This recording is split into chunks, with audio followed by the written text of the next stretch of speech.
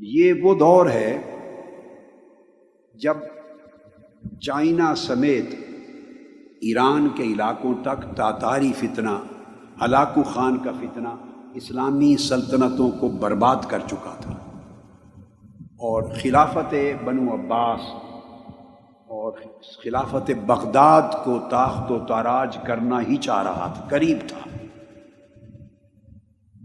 اور اسلامی سلطنتوں کی شمع بجھتی جا رہی تھی۔ یہ وہ دور تھا،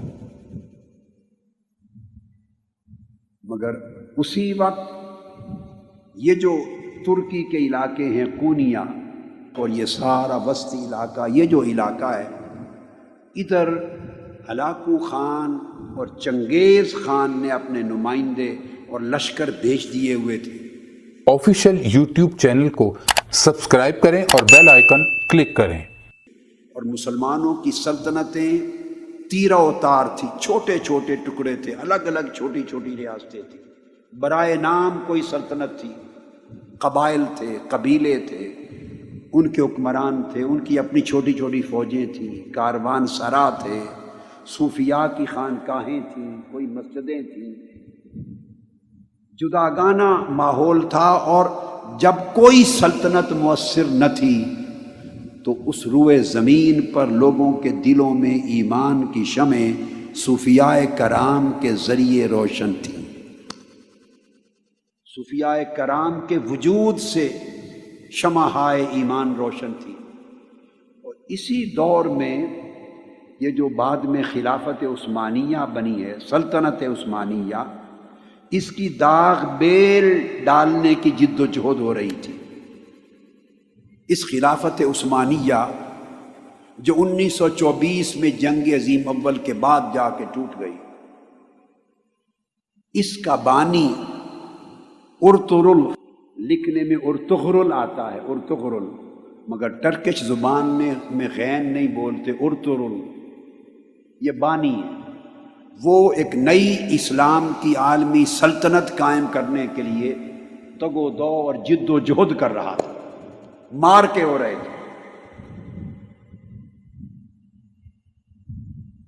656 ہجری کے قریب تاتاری فتنہ بغداد آیا ہے، اور 22 سے 24 لاکھ مسلمانوں کا قتل عام کیا ہے، اور دریائے دجلہ ہفتوں تک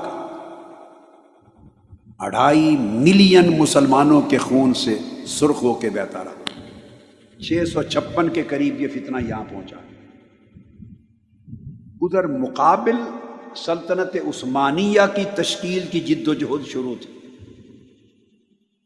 ارطغرل یہ سلیمان شاہ کا بیٹا تھا، اور کونیا ہیڈ کوارٹر تھا سلجوقی سلطنت سلطان علاء الدین کا، اور یہ سلطان علاء الدین جب بادشاہ تھا تو ادھر مولانا روم آباد ہو چکے تھے، کونیا میں سیٹل ہو چکے تھے۔ یہ جو سلطان علاء الدین تھا سلجوقی، اس کی بھتیجی حلیمہ سلطان، اس کی شادی ہوئی ارطغرل سے، جس کو اردو میں لکھتے ہوئے ارطغرل بولتے، ارطغرل سے ہوئی۔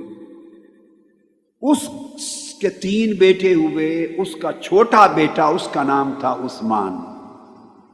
اس ارطغرل نے تاتاری فتنے کے خلاف اور ادھر صلیبی فتنے کے خلاف جنگیں لڑ کر سلطنت عثمانیہ، ایک نئی عالمی اسلامی سلطنت کے قیام کی داغ بیل ڈالی، بنیاد رکھی، اور پھر اس کا بیٹا جوان ہوا تو اس سلطنت کا نام اس کے نام پہ رکھا گیا، سلطنت عثمانیہ یا خلافت عثمانیہ، جو پھر 1304 عیسوی میں قائم ہو گئی، 1304 عیسوی میں، اور 1924 میں جا کے پھر ختم ہو،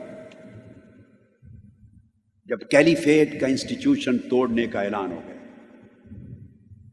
یہ ضمناً ایک تاریخ کی چھوٹی سی جھلک تھی، وہ بتائی میں نے۔ یہ وہ دور تھا جب مولانا روم آئے، یہ ارطغرل جس کی میں نے بات کی سلطنت عثمانیہ کا بانی، اس کی ڈیتھ ہوئی ہے 680 میں۔ وہ زمانہ شیخ اکبر محی الدین ابن العربی کا تھا، ان کا وصال 640 میں ہوا ہے۔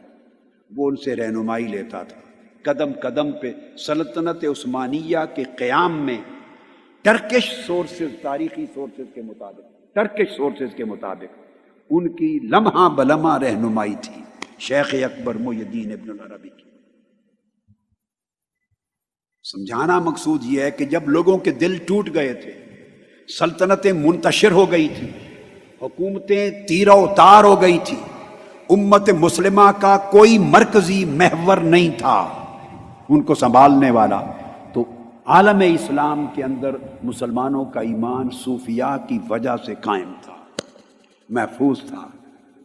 یہ وہ دور ہے جس میں مولانا روم بھی آئے ہیں، اور سلطان شمس تبریز جب وہ کونیا پہنچے تو 642 ہجری میں مولانا روم فقر کی مسند پہ جانشین ہوئے۔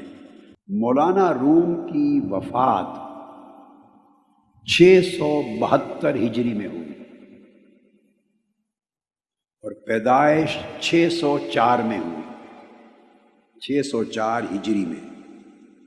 اب آپ کو آسانی سے، تاکہ زمانہ سمجھ میں آ جائے آسانی سے، مثال دے دیتا ہوں کہ حضور سیدنا غوث العظم شیخ عبد القادر جیلانی رضی اللہ تعالی عنہ کا وصال مبارک 560 ہجری میں ہوا۔ تو حضور سیدنا غوث العظم رضی اللہ تعالیٰ عنہ کے وصال کے ٹھیک 44 برس کے بعد مولانا روم کی ولادت ہوئی، پیدائش۔ حضور غوث پاک رضی اللہ تعالیٰ عنہ کی وفات کے ٹھیک 44 برس کے بعد مولانا روم کی ولادت ہوتی ہے۔ یہ آپ کو زمانے کا اندازہ بتا رہا ہوں۔